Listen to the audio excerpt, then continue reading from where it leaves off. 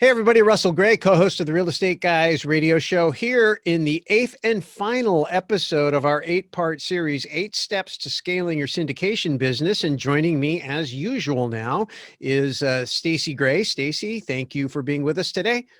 Hi there. Thank you for having me. Yes, it's been fun. It's been a bit of work. We've been grinding this out, but it's so important. For those of you that don't know, syndication is the business of collecting money from other people and raising money from private investors and going and doing bigger deals. It's the way all big real estate deals happen. Most major real estate players are syndicators.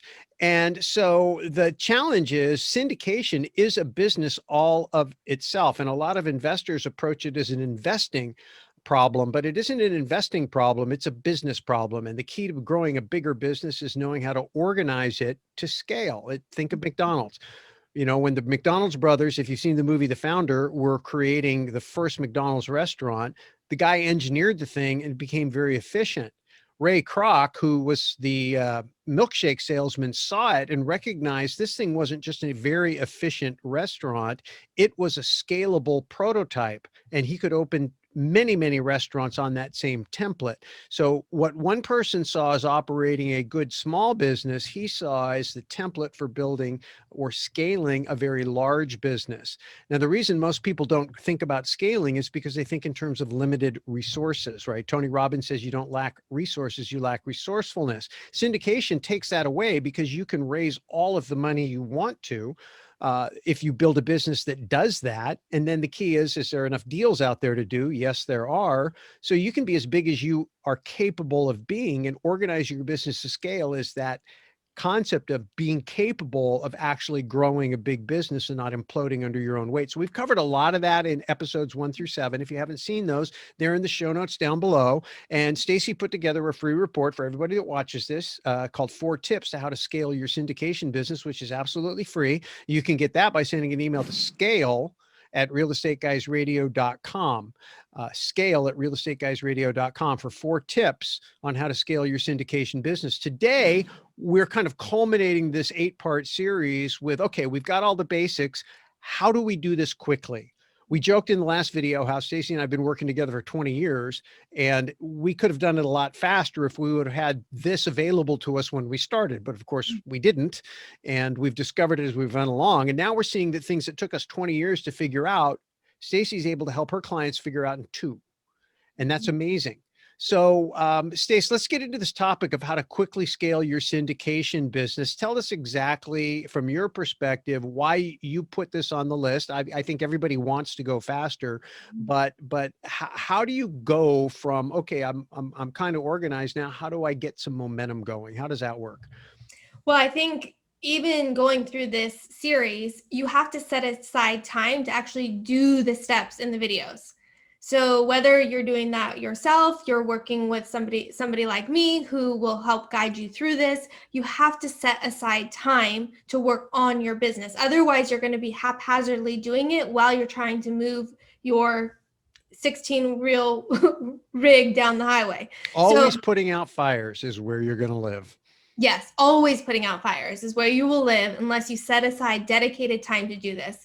And so that would be the very first step, is to make sure the vehicle that you're using, the infrastructure that you're using, the processes that you're using are set up to take you down the road quickly in terms of scaling your business.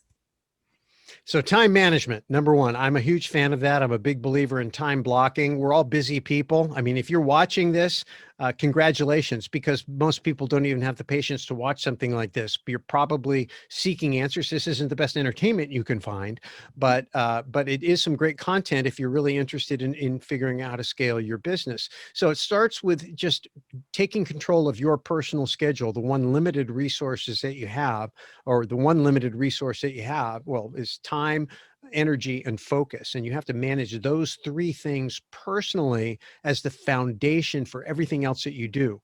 Then the second thing is beginning to work on the 80-20 principle, where you're going to attack the biggest pain points. We talked about that in the last video, getting the right people on the bus. Like in my case, it was like what is one person, what is one thing I need to do that'll make everything else either easier or unnecessary.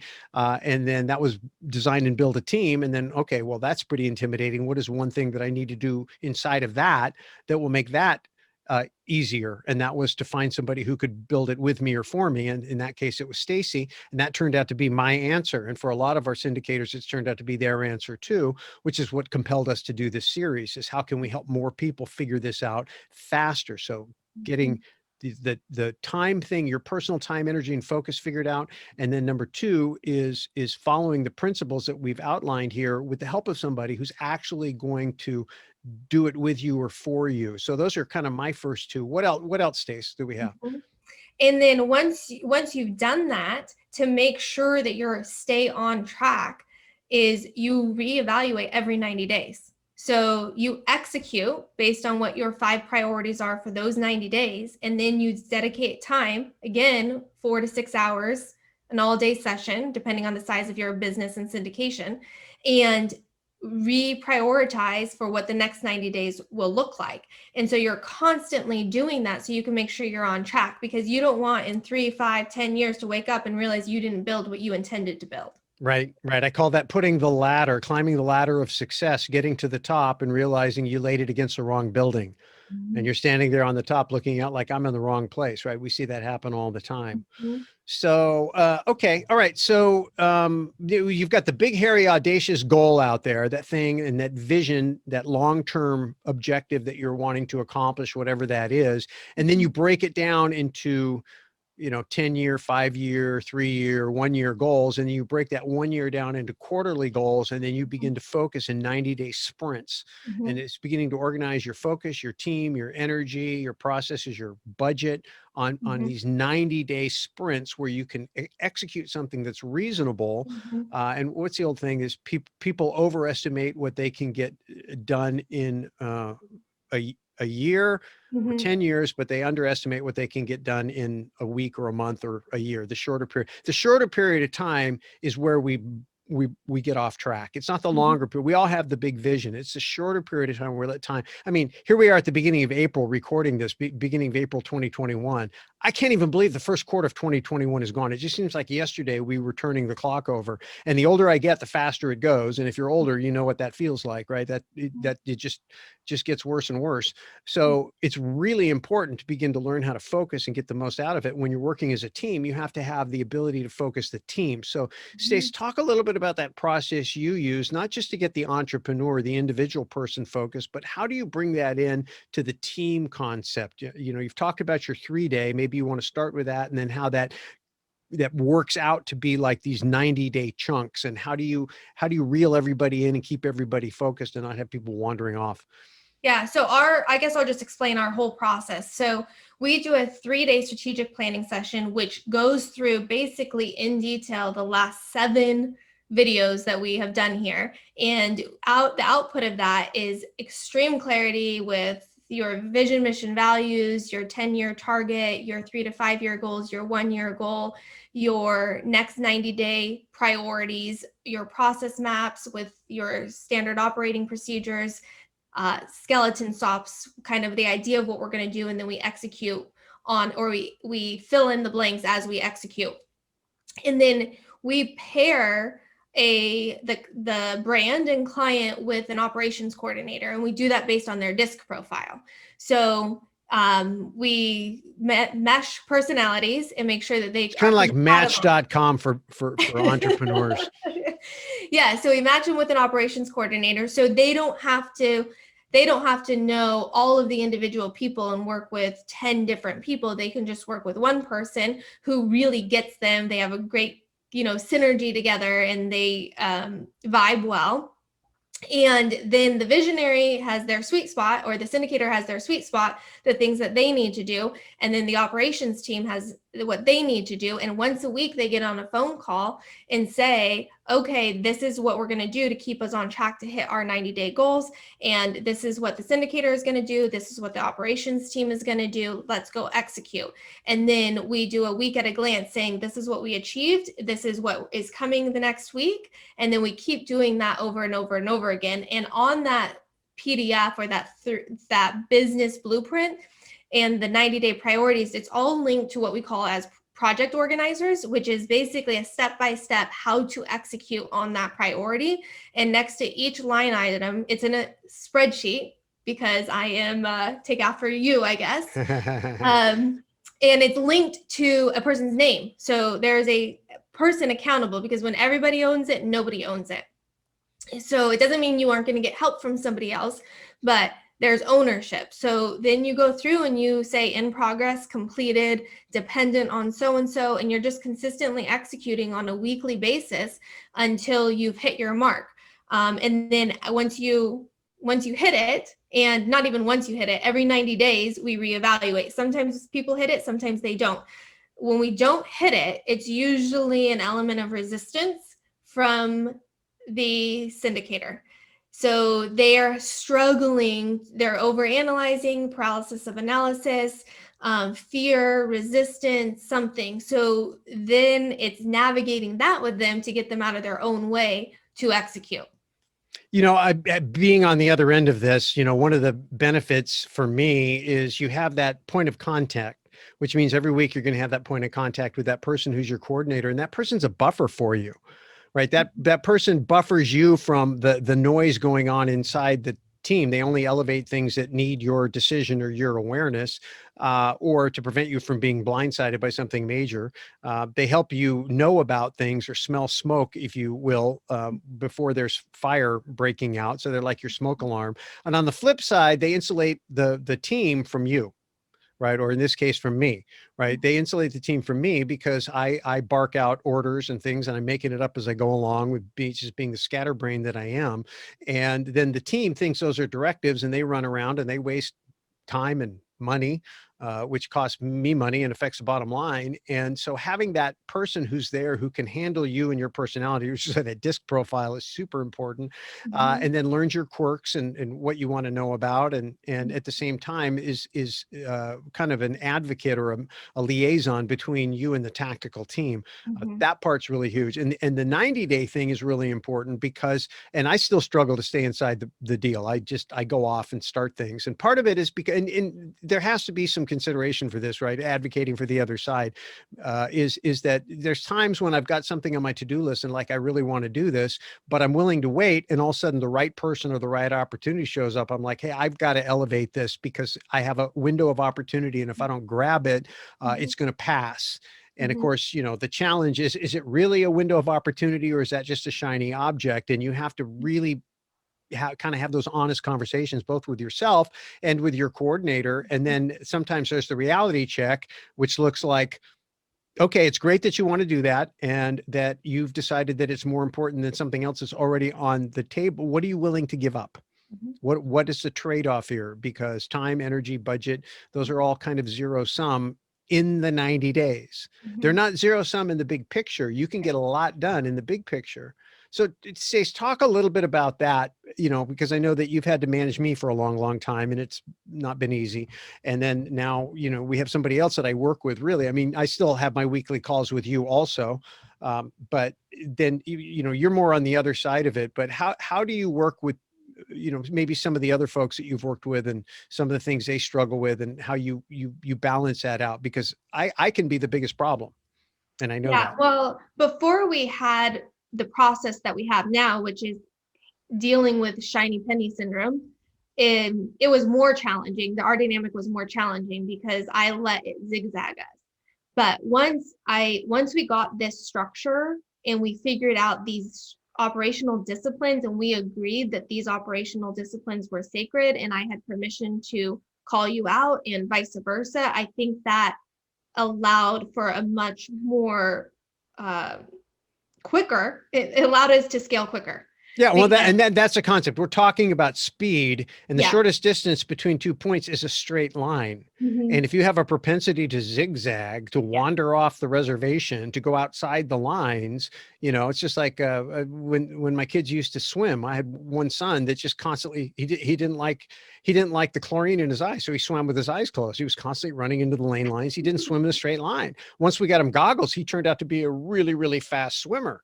But we didn't know that because he was just zigzagging the whole time because he was flying blind. And I think that this is kind of that type of Yeah. process where these 90-day goals and these clearly articulated Mhm. rules that you have to follow. It is hard being an entrepreneur, subordinating even to my own structure, but Mhm. it literally is freeing if your goal is to get the job done in the shortest possible amount of time without Mhm. sacrificing the quality or the ethics of what you're doing. So Mhm. so Yeah. you have to have that system in place. So I think one of the first things that we do, or all of the coordinators do, is when when the visionary has an idea, we have a process where we put that on future priorities. And so it's like, yes, that's a great idea. The visionaries are encouraged to have ideas. Have as many ideas as you want. Bring them to me. Let's talk about it. But I'm going to set it on a spreadsheet called future priorities that then we will discuss in 90 days if that makes it to the next 90-day priorities. If, like you said, something comes up and it's a window of opportunity and we really need to jump on it now, we will have a discussion. Okay, this is where we want to be in 10 years. Is this really in line? Is it going to help us hit our numbers? Is it going to help us? Is it going to build morale? Is it going to build your reputation? Is it going to do these things that are really a high priority? Then we say, okay, which of these 5 priorities needs to be dropped off so we can put this one on? And so we can execute well, because we cannot move 20 priorities to the goal line at the same time. It's just not feasible. Even if you have an unlimited budget, it's not feasible because you as a visionary are still finite. Time, energy, and focus. Yes, that's the understanding that your time, energy, and focus are finite. And the other thing is some things you want to put a oar in the water, and some are going to fit in to the rhythm and propel the boat faster. Some are not.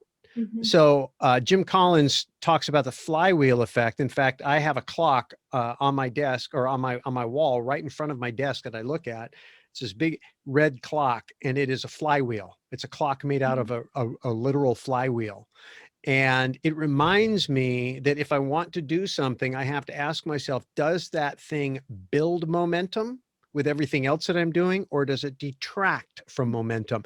And speed is not just about acceleration, but how much energy you have to exert to get there. Mhm. And when you have the flywheel effect, each thing you add actually builds momentum and makes Mhm. the thing go faster. That's a Mhm. concept. So if you're not familiar with the flywheel effect, pick up that book and get your mind around it. And that's part of the criteria that we go through, that I ask myself before I even bring anything to Staci. And then I feel like I need to justify it to her just as accountability. I mean, I'm the ultimate decision maker, yes, but she's the one who's got to build the team to make it happen and deal with whatever disruptions come. And we're both keenly aware of what the long-term goal is, and is this going to speed things up or slow things down. So Yes. sometimes we don't agree, and that's fine, but at least it forces me to make my case, and it forces her to make her case. And somewhere in the middle is usually what's right. And if we can set our egos aside and just focus on trying to figure out what's best, sometimes I defer, sometimes she defers, sometimes we Mhm. negotiate a third thing that neither one of us thought about, a compromise, find a Mhm. better way to get it done. But at the end of the day, building speed is about building momentum and having new ideas that add fuel to the fire rather than quench it. Mhm. I think also me continually allowing you to know that I understand your vision, mission, and values, and I am making my thought process for saying, hey, this doesn't fit in the 90 days is not because I'm trying to take away from what you want to do, but because I'm trying to support you better in what you want to do. And in some ways, protect you from yourself, protect you from your shiny penny syndrome. I'm saying, yes, I want you to do that, but it's only going to deter you from what you really want to do. So let's table that, because this next 90 days is a solid 90 days. And if we hit this, then that is either going to be unnecessary, or it's going to happen quicker, or it may be uh, less expensive. We negotiate that, but I definitely spend a lot of time making sure that you know that I know your vision, and my highest priority is to keep you focused on that so that you can feel fulfilled and not be sidetracked. Yeah, well, I mean, if you go to the doctor or you go to the lawyer or you go to the accountant and you lie to them, you're not going to get good advice. If you go there and you give them your problem and they give you the answer and you refuse to take their advice, you're not going to get better. Mhm. Right? At the end of the day, they're in your life because you respect their professional opinion. And in some cases, you rely upon them, and you're going to have to subordinate your will, your desire. And I don't like to be told no. And I will contend, and I can be pretty contentious, and I think things through, and I make my case. And sometimes I can be pig-headed and very, she's nodding her head. No, I wasn't nodding my head about pig-headed, but I was talking with one of our team who works with us with you. You're wiggly. You can like slide things into the priorities and like, well, it fits in this way, and like twist it all in. It's like, no, it doesn't. No, it doesn't. Like, so we have to have so much discipline to be like, oh, you're so sneaky. I see what you're doing, but does not fit. I got to up my game then. Usually I'm used to being able to get things in that people. I know, like, no, this fits in. It fits in so well. After 20 years, you figured out all my Jedi tricks. But I think, it's about having that kind of honest, open relationship, that trusting relationship, and realizing that we're all in it together, because that disunity, that dissension, that lack of focus, that confusion, that lack of clarity in the vision, these are all things that slow you down. Sometimes going faster isn't about trying to figure out what to do right. It's about stopping doing things that are wrong, and that just naturally, your vision will pull you along when everybody is just able to focus on a few things instead of a lot. So it sounds so simplistic, but we're just here to tell you, in the real world, it's much more complicated. So Stace, I just want to say that everything that we're talking about, the thing that makes it all easier is to surround yourself with people that keep you in check with your vision.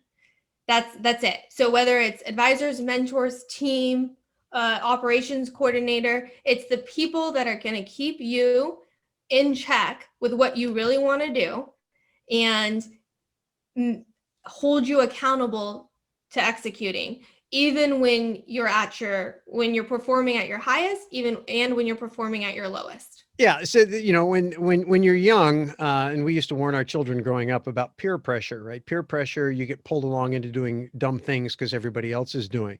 But peer pressure is powerful, and you can use it as your ally. If you put yourself in a group of the right kind of peers, their discipline, their drive, their ethics, their ambition will actually pull you along. And we talk about that all the time. Robert and I spend a lot of time and effort creating environments where people can come together that are high achievers, that are highly motivated, that are highly excellent.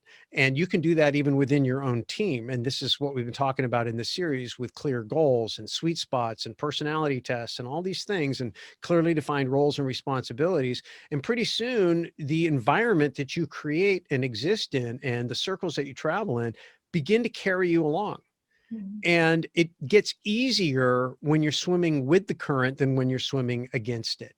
And so these are all very subtle, real world things that small business people who are trying to go from one man, one woman operators to being an organization, a team that is executing consistently at a high level and producing profits. These are all the things that you have to do in order to do it. And literally, if you get the right things in place and then you discipline yourself not to do the wrong things, then the right things that you put in place will carry you along, even if you're not doing the right things personally, right?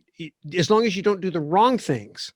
So sometimes just abstaining and getting out of the way and letting the machinery work, at a point, the business will grow, and your desire to micromanage or over manage or over engineer or over diversify, get over your skis, whatever you want to say, right? The idea is you get this arrogance that says, hey, I beat this. I made this one thing. I can start this. I can start this. I can start this and the other thing. Not that you shouldn't go start new things. Not that you shouldn't go after new projects. Not that you can't create spin-offs or branches of what you're already doing that synergize with what you do.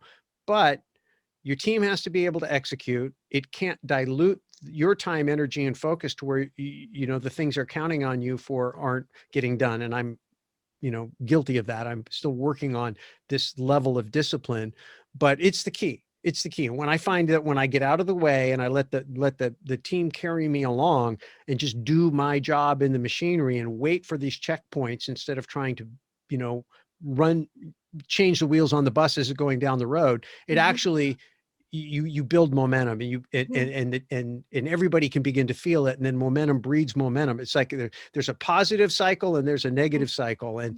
and it's not difficult for the owner, the leader, the visionary to step in and disrupt the positive cycle and turn it negative very quickly. So you have to insulate yourself from the potential of doing that with somebody that you really trust. And I think that if I could pick one thing out of everything we've talked about, that is the one thing that can help you do not mess everything up.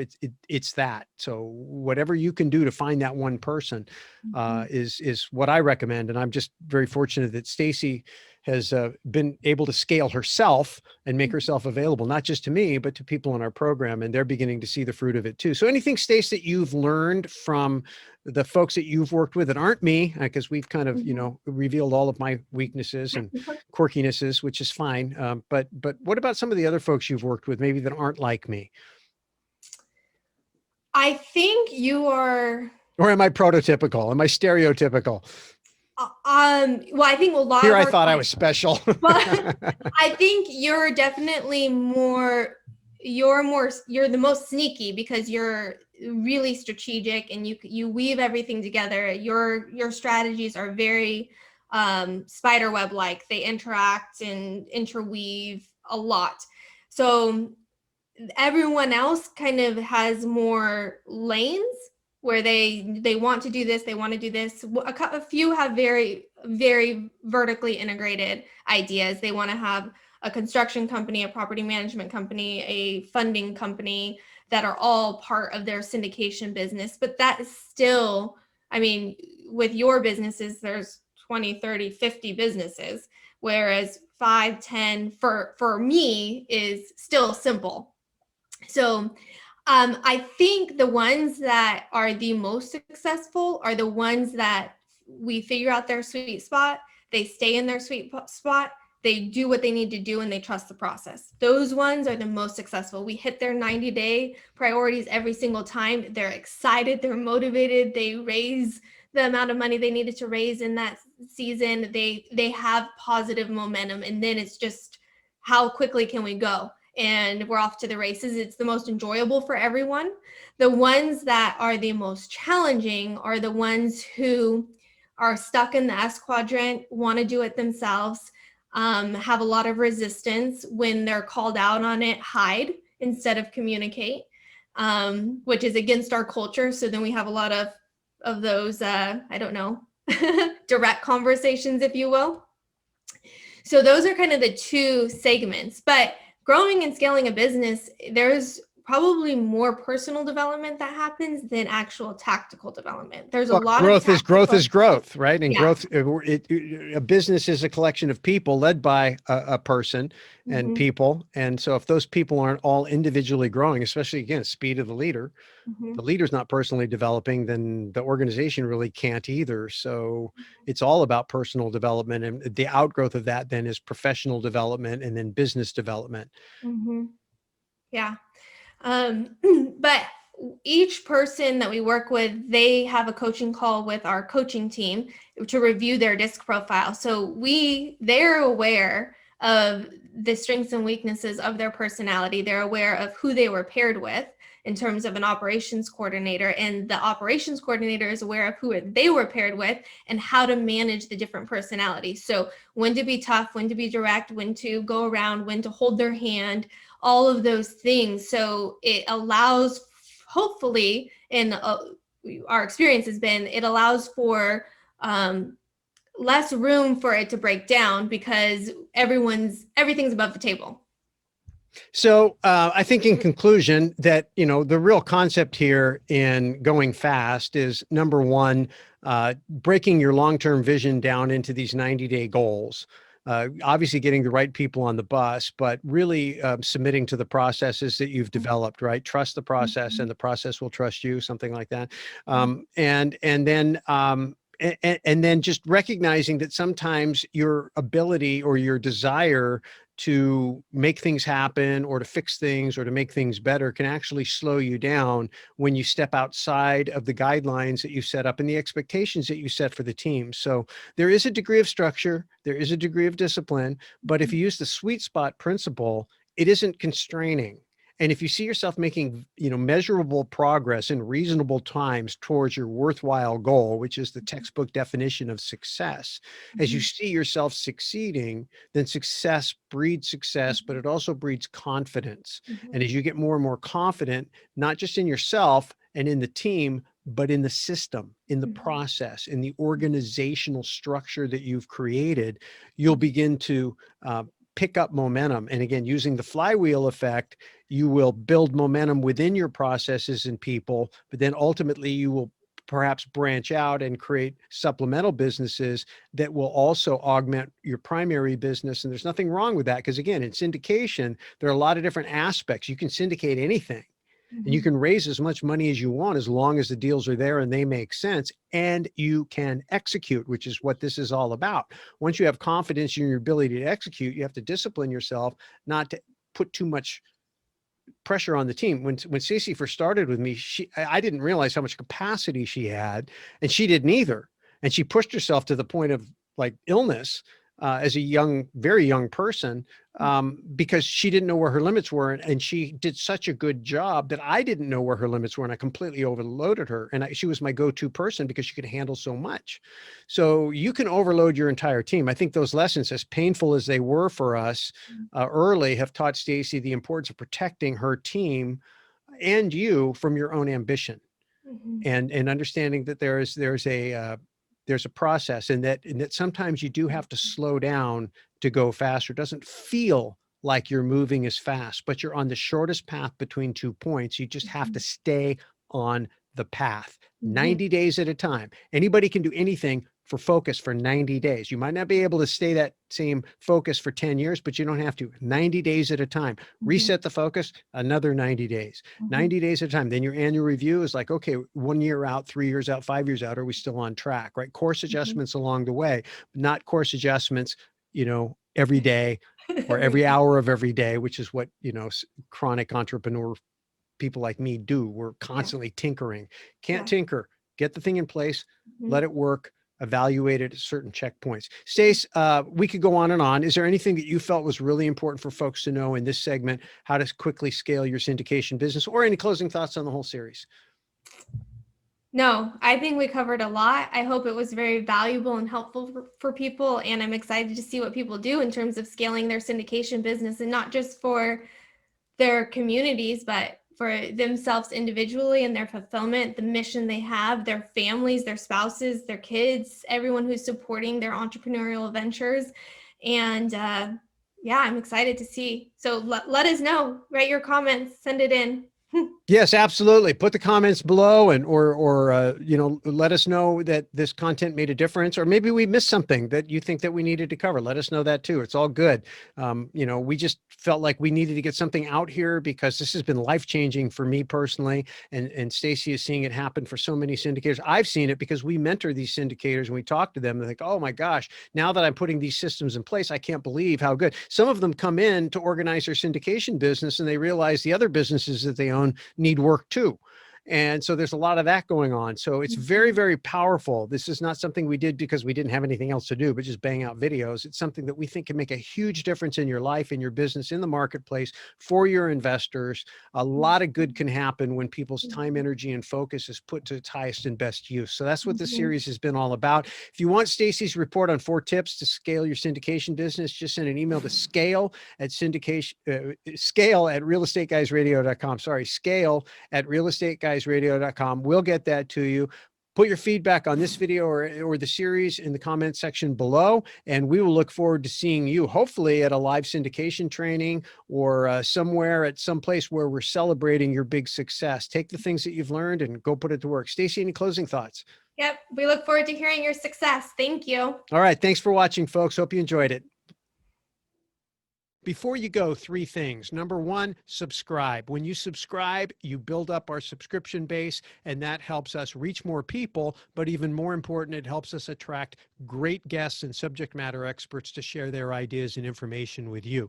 Number two, click that notification bell to make sure that when we do post a new video on this hot topic, you're notified right away. And number three, share. Please share this information with friends. Help them get on board this bus. Help them protect and preserve their wealth to take advantage of what's going on in the world today. All right. Thanks so much, and we'll see you in the next video.